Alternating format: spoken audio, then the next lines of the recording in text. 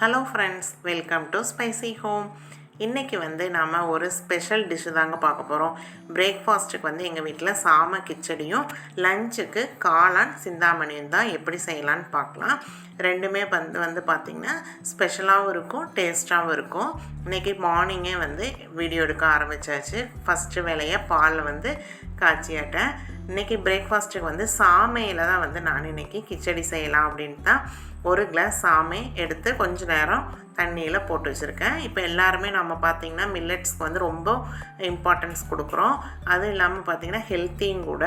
அதனால் சரி சாமையில் நிறைய வெரைட்டி செய்யலாம். நான் இன்றைக்கி கிச்சடி தான் செஞ்சுருக்கேன்.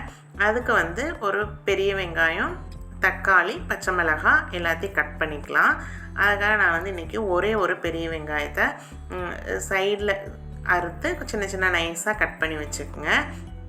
இது பார்த்திங்கன்னா குழந்தைகளுமே நல்லா விரும்பி சாப்பிடுவாங்க. இந்த உப்புமா இதெல்லாம் கொடுக்கறது தான் வேண்டான்னு சொல்லுவாங்க. நம்ம இந்த மாதிரி கிச்சடியெலாம் செஞ்சு வெஜிடபிள்ஸ்லாம் நம்ம வீட்டில் என்னென்ன இருக்கோ அதெல்லாம் ஆட் பண்ணி செய்யல பார்த்திங்கன்னா ஹெல்த்தியும் கூட. குழந்தைகளும் அந்த வெஜிடபிள்ஸும் கூட சாப்பிட மாட்டேன்னு சொல்கிறவங்க கூட சாப்பிடுவாங்க.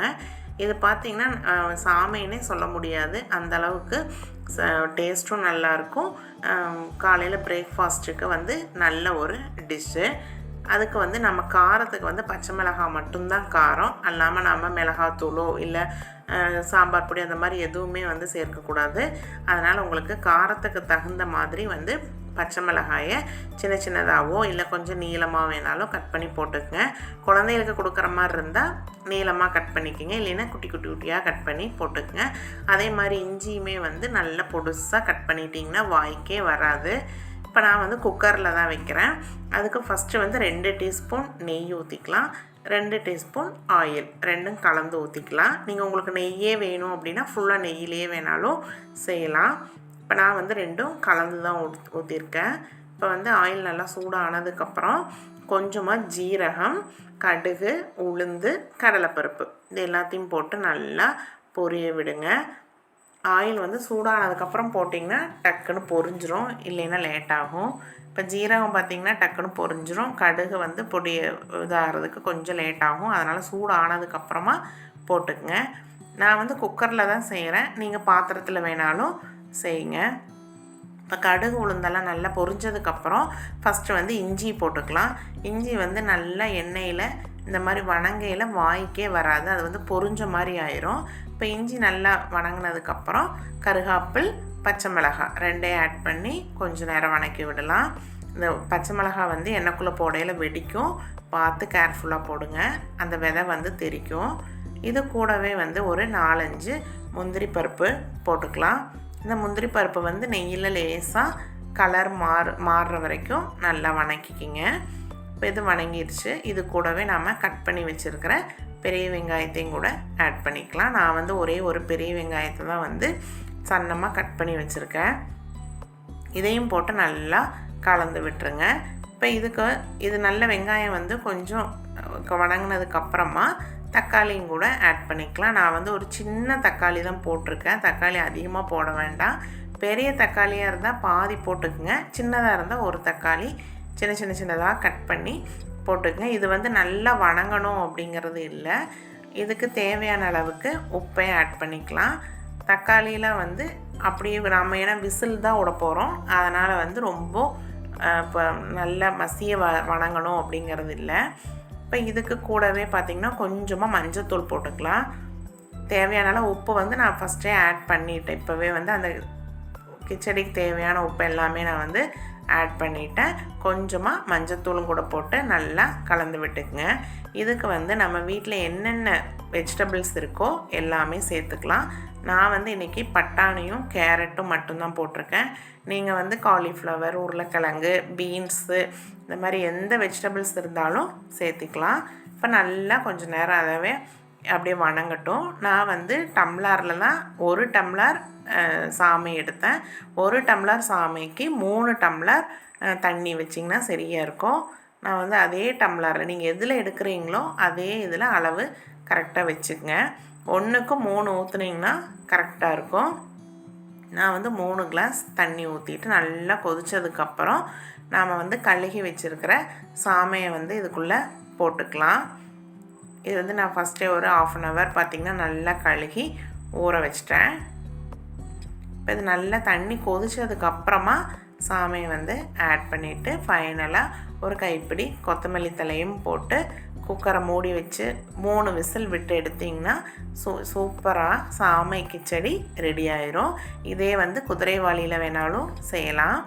இதுக்கு வந்து நான் ஒரு சட்னி தான் ரெடி பண்ணியிருந்தேன். அதுக்கு தேங்காய், பொட்டுக்கடலை, இஞ்சி, பச்சை மிளகாய், கருவேப்பிலை, உப்பு போட்டு அரைச்சி தாளித்து கொட்டியாச்சு. இதுக்கு தேங்காய் சட்னி பார்த்திங்கன்னா நல்ல காம்பினேஷனாக இருக்கும். இன்றைக்கி எங்கள் வீட்டில் பிரேக்ஃபாஸ்ட்டு பார்த்திங்கன்னா சாமையும் சாமை கிச்சடியும் தேங்காய் சட்னியும் தான். இப்போ குக்கர் வந்து விசில் வந்து ஆஃப் பண்ணிட்டேன். இப்போ பாருங்கள் எப்படி இருக்குன்னு.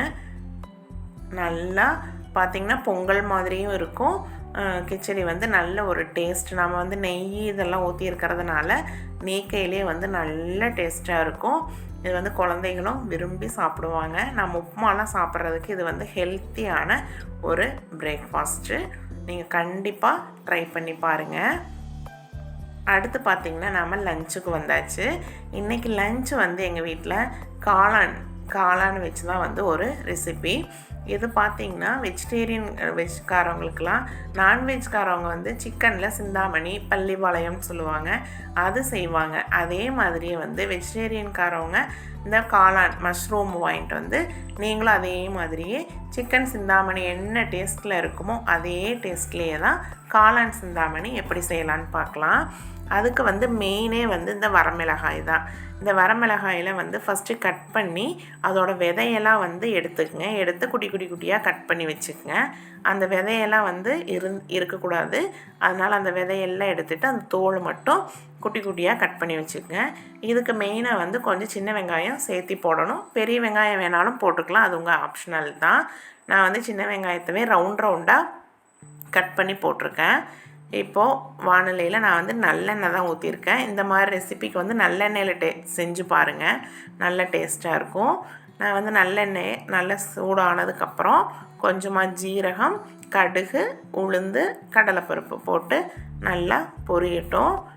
நீங்கள் எண்ணெய் வந்து நல்லெண்ணெய் பிடிக்கல அப்படின்னா உங்களுக்கு என்ன எண்ணெய் வேணுமோ அதில் கூட நீங்கள் தாளிச்சுக்குங்க. இப்போ கடுகெல்லாம் வந்து நல்லா பொரியட்டும். நான் வந்து இன்றைக்கி மண்சட்டியில் தான் வச்சுருக்கேன். நல்லா பொரிஞ்சதுக்கப்புறம் நம்ம கட் பண்ணி வச்சுருக்கிற மிளகாயை எண்ணெய்க்குள்ளேயே போட்டுருங்க. அப்போ தான் பார்த்திங்கன்னா அது எண்ணெய்க்குள்ளேயே இருந்து நல்லா பொரிஞ்சு அது ஒரு மாதிரி ஃப்ளேவர் வந்து நல்லா கிடைக்கும். இப்போ அது கடுகு எல்லாம் நல்லா பொரிஞ்சிருச்சு. இப்போ கருகாப்பில் போட்டுக்கலாம். கருகாப்பில் போட்ட உடனே நம்ம கட் பண்ணி வச்சுருக்கிற சின்ன வெங்காயத்தையும் அதோட ஆட் பண்ணிக்கலாம். நான் வந்து சின்ன வெங்காயத்தினைக்கு ரவுண்டாக கட் பண்ணி வச்சுருக்கேன். இதுக்கு வந்து வெங்காயம் எந்த அளவுக்கு அதிகமாக போடுறீங்களோ அந்த அளவுக்கு டேஸ்ட்டு பார்த்திங்கன்னா சூப்பராக இருக்கும். நான் வந்து இன்றைக்கி சின்ன வெங்காயம் கிட்டத்தட்ட 1/4 கிலோ பக்கமாக தொளிச்சு வச்சுருந்தேன். இப்போ இதுக்கு தேவையான அளவுக்கு உப்பையும் கூட ஆட் பண்ணிக்கலாம். அப்போ வெங்காயம் வந்து சீக்கிரம் வணங்கிடும். இப்போ நான் கிரேவிக்கு தேவையான அளவு உப்பு இப்போவே போட்டுட்டேன். இப்போ நல்லா வெங்காயம் வணங்கினதுக்கப்புறம் 1 டீஸ்பூன் இஞ்சி பூண்டு பேஸ்ட்டு அதையும் போட்டு நல்லா கலந்து விட்டுக்குங்க. இந்த எண்ணெயிலே வந்து அந்த இஞ்சி பூண்டோட பச்சை ஸ்மெல்லும் கூட போகட்டும். போனதுக்கப்புறம் நான் வந்து காளானை சின்னதாக கட் பண்ணி வச்சுருக்கேன். அதையும் கூட கலந்து போட்டு நல்லா கலந்து விட்டுருங்க. நான் வந்து தண்ணியே ஊற்றலை, ஏன்னா காளான் வந்து நம்ம தண்ணியில் தான் கழுகி வச்சதுனால அதிலிருந்தே பார்த்திங்கன்னா நிறையா தண்ணி வரும். அதனால் நான் வந்து தண்ணியே ஊற்றலை. காளானையும் போட்டு நல்லா கலந்து விட்டு ஒரு 5 minutes மூடி வச்சிங்க அப்படின்னா அதில் இருக்கிற தண்ணி எல்லாம் வெளியில் வந்துடும். இப்போ வந்து உங்களுக்கு காரத்துக்கு அந்த வரமிளகாயே போதும் அப்படின்னா விட்டுருங்க.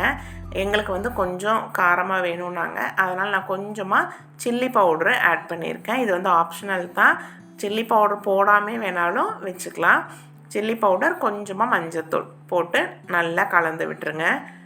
உங்கள் வீட்டில் காரம் வேண்டாம் அப்படின்னா இந்த சில்லி பவுடரை மட்டும் நீங்கள் வந்து ஸ்கிப் பண்ணிடுங்க.